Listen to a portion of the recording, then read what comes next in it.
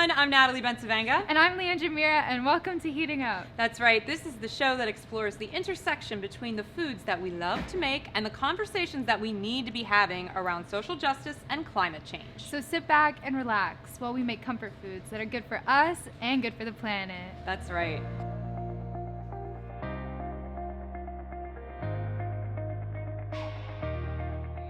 I'm so excited today because I'm seeing a lot of beautiful fruit happening in front of us, and I know you got something in store for me. Yeah, so today I'm going to be showing you how I make my smoothie bowls at home. And as you can see, it is a mixture of just about everything that comes to your mind, because it's sort of like whatever's in my kitchen, I put in the blender and I turn into a delicious potion, and then I top with crunchy, delicious things that are sweet and salty and whatever other flavors I'm craving that day. I'm getting the word delicious a lot, so I'm thinking that's where this is headed. And I just want to talk about some of these components. So I love coconut in anything. Me so I'm very excited about that. I love the pineapple. I've been putting, mostly what I do is like pineapple and blueberry. That's always my go-to fruits. And then lately I've been obsessed with strawberries, so I'm going to top it with strawberries. That's going to be amazing. So what's going on over here? What do we have here? So here's cinnamon. I say pecans. Don't make fun of me. Pecans. Pecans. I'm now going to turn red. Pecans. You'll match the strawberries. It's fine. And some granola. So that's normally what I mix in. Honestly, everything, it looks like so much, but when it's in the blender, it gets so much smaller. Well, and the truth of it is, too, like, this is all just awesomeness that you couldn't really maybe eat in a sitting as it is, like, especially with all these greens. But I love that you threw in some greens, because people don't realize when you throw baby spinach into anything, it's so mild and sweet, and it really disintegrates into, like, nothing, so you don't even really notice that you're even eating spinach, for people that don't like spinach. Completely, yeah. This is like the best way to get your veggies in. And this is also sort of like, I'm not completely plant-based, but I don't really have meat ever. So this is also sort of my way to get like my vitamins and minerals and protein in. I actually probably have this meal like daily, because this is how I get my protein in. And sometimes I even do put in like my vegan protein powder, but not always. Like sometimes I just like getting it from like nuts, or even sometimes I put in like peanut butter, like a nut butter, to get in the protein. What I love is like this is so versatile. But then we have this too, which is ground flaxseed, correct? Yes. And I know Dr. Gentili, who's our medical consultant on the show, she told you a fun fact about. We're trying here, peeps. We're trying. She told you a fun little fact about flaxseed. Yeah, flax seeds are great for blood pressure. They're great for digestion. They're great for protein. I put flax seeds in my oatmeal, my smoothie bowls, anything that's like sweet. Because again, it's like a very mild flavor. You don't taste them. They're ground up. They're like very just mild and fine. So like it's like you don't even taste it. And the good thing about flaxseed too is you really should eat it ground. Yes. Because if you eat it in its just natural seed-like state, your body can't digest it, and it can actually like give you an upset stomach. So make sure you grind it. I didn't know that. I just always have them. We're learning things here, peeps. So all the time. So what we're going to do is pretty much just put everything in the blender. Well, you'll see what we're putting in the blender, but all the frozen fruit, we're going to put a little bit of nut milk to make sure that it churns. Our greens, flax seeds, chia seeds, and then we're going to top it for you guys, and that's where it gets really fun, because it's sort of customizable, and whatever you want, whatever is in your imagination, comes into your bowl. I feel so trendy. I don't really consider myself a trendy person. It is a very trendy meal. Yeah, Leandra and I are making smoothie bowls today. It is a very trendy meal. I was actually going to get like acai packets. But that's really taking it to the next level. But I was like, no, I'm not going to do that to myself. I don't even have that at home, so that's too embarrassing. Acai is pretty amazing, though. Super high antioxidants. So if you are feeling it, you can buy them frozen. Yeah, but that recipe won't be here, unfortunately. No, but you can swap it in. But anyways, let's get to it. Let's blend this together, and then let's top it, because that's where it gets really fun. Sounds good.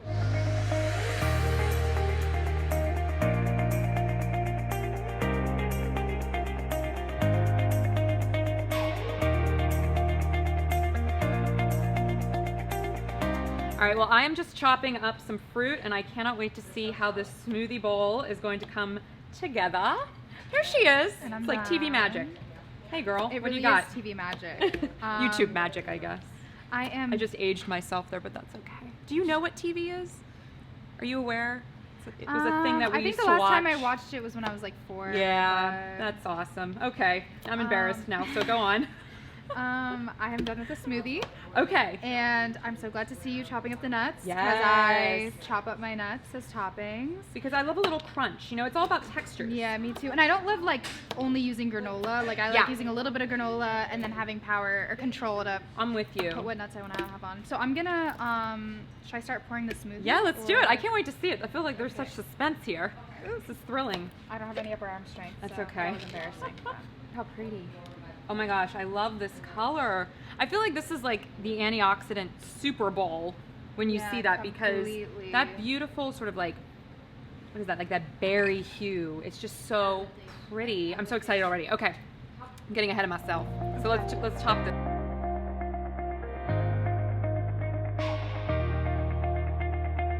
Wow, I'm really impressed. It's hard to get me speechless, but yeah, no, that's where I'm at right this is now. like my dinner every night. Oh my god. Like this is what I eat every night for dinner. What should we call this? I say like my blueberry bowl. Mm-hmm. On the paper. You're trying to get me to say what I wrote on the paper. What I wrote on the paper was my blueberry bliss bowl. But that's what I was looking for. Corny. No, I love corny. First of all, I love corny. Blueberry bliss is where it's at. That is amazing. I cannot wait for our dinner guest to try this. I think they're going to be totally blown away. So let's whip up a few more of these and get going. Okay, let's do it. Sounds good.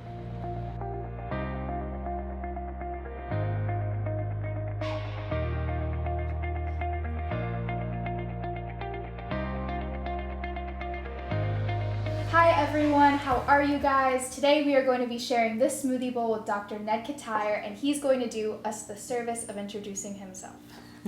Thank you, Leandra. I am Dr. Ned Ketyer. I'm a pediatrician, retired now from office practice. I am a member of the American Academy of Pediatrics Council on Environmental Health and Climate Change. I also write a pediatric blog called the Pediablog, and we're just about to celebrate 3,400 posts. Wow. Tomorrow, in fact, 3,400 posts. So almost 9 years of writing the Pediablog. And I do that for Allegheny Health Network Pediatrics. I'm also a consultant for Southwest Pennsylvania Environmental Health Project. I'm president-elect of Physicians for Social Responsibility. Wow. And I'm a climate reality project leader here in the Pittsburgh area. So I wear a lot of hats trying to make people understand how connected we are to the environment, how important it is that we care for it, and also to become aware of the climate crisis that all of us face right now. Wow. I remember... What a resume. Right. The other day whenever And you said, I like when he said he's retired. I know. The other day whenever we spoke, you said that you work more now than before you were retired. I feel like I do. When I stopped practice about 4 years ago, I had friends in the environmental health community here in Pittsburgh, and they said, "Hey, if you leave practice, we'll keep you busy." And They weren't kidding. They kept their word. They meant it. So I'm very busy. Yeah, Wow, in a good way. okay.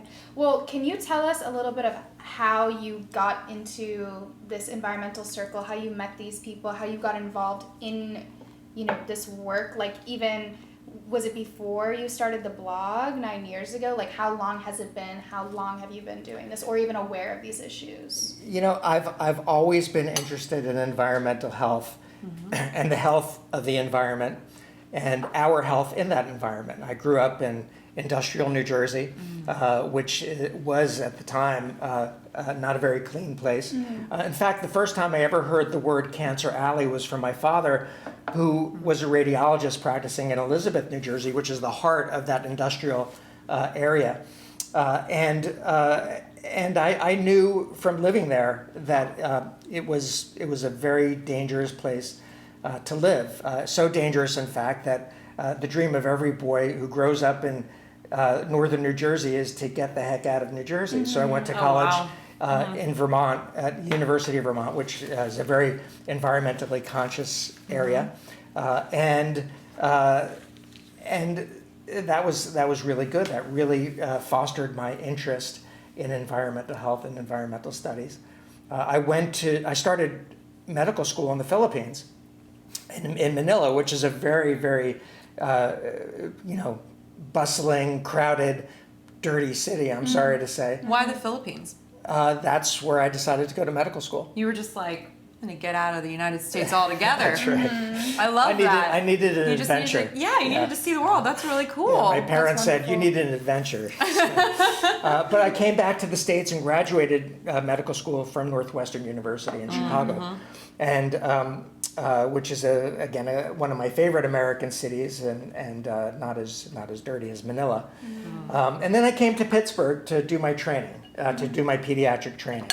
And Pittsburgh, as you know, has a long history of environmental health challenges and has for an awful long time. So what was it like leaving New Jersey, right? Growing up, having your father telling you, like, having not only your father, but everyone in the community seeming to be under the same sort of understanding that this is really dangerous to live here. The health issues are severe. And then going from there to a region that now is being called, the up-and-coming Cancer Alley. Yeah, you just can't stay away, Ned. Yeah, so but what did it feel like? Did you know when you moved here, like, I have some work to do and I'm interested in doing environmental organizing, or was it just like it just happened, it just came along? It kind of happened. I've always incorporated environmental health into my practice. So I've always understood the importance of clean air and pure water, healthy food, like we're eating today, which is really wonderful. It is really wonderful, by the way. It tastes really good. I'm just giving her a shout out. It's really good. Eventually, you'll get to try it. I don't want to eat with my. I don't want to talk with my mouth full. That's fair.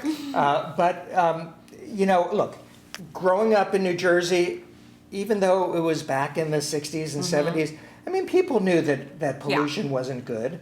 People saw the smog hovering over New York City, and my dad worked on a project in the '60s on the electric car. Like we act as though, pollution, this is a new thing. It's not. Right. They've known this for decades. Have you ever seen the videos from like the 50s and 60s when Yeah. scientists were saying, the amount of carbon in the atmosphere is going to be an issue. It's already starting to become an issue. Right. And also all the reports of Exxon and Shell and all of them knowing, but that's for another time. And so, all those companies were very active producing, refining in the New Jersey area where I grew up. If you went into New York City, you had to go through the areas of the refineries and the petrochemical plants. And everyone knew it wasn't the best thing, but back then it was something that people tolerated. And I came to Pittsburgh and I realized that people in Pittsburgh tolerate an awful lot of pollution. Yes. And as I try to tell people, there is no safe level of exposure to pollution. Even a little bit of pollution can irritate your eyes or make your throat scratchy, make you cough a little bit. And then we go ahead and do our thing. But even a small amount of pollution has health effects, and we have to understand that and respect that, and understand that we are in a position now to really reduce our exposure to air pollution, chemicals in our water and in our soil and our food. So what have you seen working with kids over the years? What are some of the major health issues that you've become aware of, that you've advocated for awareness around, that are really impacting the children in particular in this region of Western PA? As a pediatrician in the Pittsburgh area, we see a lot of children with upper respiratory disease, whether it's from just the common cold, which happens everywhere, or allergies, which are actually quite high in the Pittsburgh area. But we never think, does this runny nose, does this stuffy nose, does this cough have anything to do with the air that the kids are breathing? We just assume it's a virus or something else. And I think we have to be aware that the air quality in the Pittsburgh region isn't always good. In fact, it's often not very good. And on those days, it's going to be more difficult for kids. It's going to be more difficult for adults who suffer from asthma or COPD or other health conditions. And adults with heart disease are going to have a bad day on the days that the air quality is poor. So we have to be aware of this. We also have to be aware that a good number of cancer, especially cancer in adults, is due to environmental causes. And part of the work that I do is with the Cancer and Environment Network of Southwestern Pennsylvania.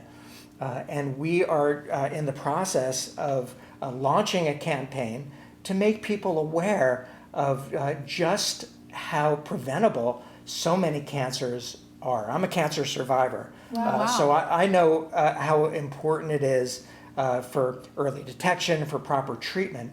But we often don't talk about prevention, and we really need to start talking about prevention when it comes to cancer. You were mentioning, asthma, heart disease, cancer, and individuals who have that being a part of maybe the sensitive groups to those bad air quality days. But from my understanding, aren't those issues that can actually be caused or linked to exposure to pollutants for how long would you say, like a long period of time, or growing up around it?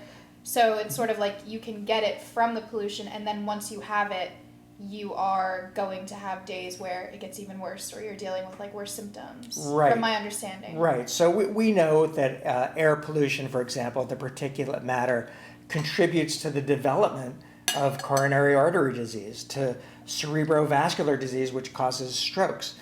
So we know that, yes. And on days when the air quality is worse, people with those conditions can have exacerbations. So heart attacks, strokes are more common on days when the air quality is poor. Really? It is, yes. Wow. We know that certain didn't know components of air pollution, like volatile organic compounds, benzene, for example, particulate matter, causes lung cancer and other sorts of cancer.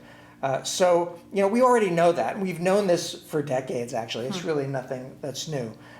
So if we can avoid exposure, we may never be able to prevent exposure completely, but we should be able to reduce the chemicals that are in our air and in our water and in our food. What are we eating here? We're eating organic food. We're eating non-processed food. We're not eating dairy, which can increase your risk of lots of different diseases because of the hormones and the chemicals. We're not eating meat here. We're not eating red meat here. Red meat, is associated with colon cancer and possibly other cancers as well. So we're drinking water. We're preventing certain illnesses by eating this natural food, and that's important. There are things that we can do every day. We can exercise every day. We can meditate to decrease our stress. We can laugh to decrease our stress. We can do a lot of things. It doesn't cost us anything to do to stay healthy and to be healthy and to make sure that our kids are healthy too. We can not smoke in the house. In fact, we cannot smoke at all. We can make sure we get HPV vaccine to prevent cervical cancer and oral cancer. We can use sunscreen when we're outside. It's the summertime, and we can wear a sunscreen and prevent skin cancer. It doesn't really cost us much to do that. And people talk about prevention all the time. You just have to be willing to listen. I think doctors spend a lot of time, certainly pediatricians spend a lot of time on prevention and how to prevent illness and how to protect yourself and your family. So now, how to protect ourselves from air quality when it's poor is a little bit more difficult. That outside polluted air comes inside, and we need to, be able to keep the air in our homes clean. And we can do that if we have a good HVAC system and make sure we change our filters on the HVAC systems. We can keep the air in the house pretty clean. We can again, not smoke in the house. Make sure our stoves are vented adequately so that the house doesn't fill up with smoke. But when we go out, it's a little bit more difficult. And we live in a highly industrial area here in the Pittsburgh area. And so there's a lot of air pollution. There has been for a long time. And some of it has gone away. Certainly the steel industry is still here, but most of it is gone. And but we have other threats in this area as well that's contributing to air pollution. Do you have hope for this region when we're thinking about all of the new industries that are coming in and do you have hope for the people here? Do you have hope for Pittsburgh? So I'm a pediatrician, so I'm a hopeful person. I'm an optimist. And you see, I know, the air has gotten cleaner as far as the appearance of it. We've taken the big particles out of the air pollution. But a lot of the emissions coming from the oil and gas industry, for instance, with all the fracking, a lot of the emissions coming from that will be coming from the cracker plant are invisible, and people need to understand that. The particles are tiny, the vapors are invisible, but they still cause tremendous harm to health. Aren't the smaller ones worse for you, the particle pollutants, because they really get into the tissue of your body? Yes, they get deeper into your lungs, and they can actually penetrate into the bloodstream. So that's what we've learned. But so looks can be deceiving. Yeah. And the air quality is still poor, even if things look cleaner. And people in the region need to understand that. But the other thing we need to understand is that we have a climate crisis. And in order to solve the climate crisis, we're going to need to reduce our use of fossil fuels, all fossil fuels, including fracked gas. We're going to have to reduce it very, very quickly and down to nothing, certainly half by the end of this decade, and by the middle of the century, we need to be done with fossil fuels. So that's pretty quick.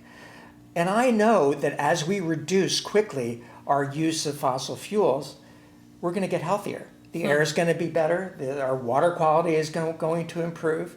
We're going to be able to spend more time outside instead of being told to stay inside because the air quality is poor. And that happens way too much in the Pittsburgh area. Yeah. So, no, I am optimistic that we will reduce our consumption of fossil fuels because we have to. We don't have a choice. The climate crisis is real. It's affecting us today. And it's only going to get worse. So this is what we need to do. So as we sort of wrap this up, because I feel bad holding this bowl hostage in front of you because it is so good and it's so pretty. I'll just ask you one more question. I'll take a bite while you ask your question. Okay. So my follow-up question to that as we wrap this up is hearing all of these things, these are big issues, right? They're complicated, they're complex, they take more than the individual to solve. So from your perspective, you're doing so much incredible work with so many different groups that are coming at this from different angles. What can the average person do besides make a plant-based meal, besides do the things that you had mentioned? What are some organizations or activism steps that they could take if they wanted to get more involved directly? Well, I think that people need to understand that what we're talking about here goes beyond just ourselves. It affects everybody, including especially our children and our grandchildren and generations yet to come. So we need to look beyond ourselves, beyond our homes, beyond our communities even, and look out at the broader community and recognize that there's a lot of work to do, but we know what has to get done. Yeah. We know that we need to reduce fossil fuels. We know that will clean the air and clean the water. We know there are better ways to power our way of life.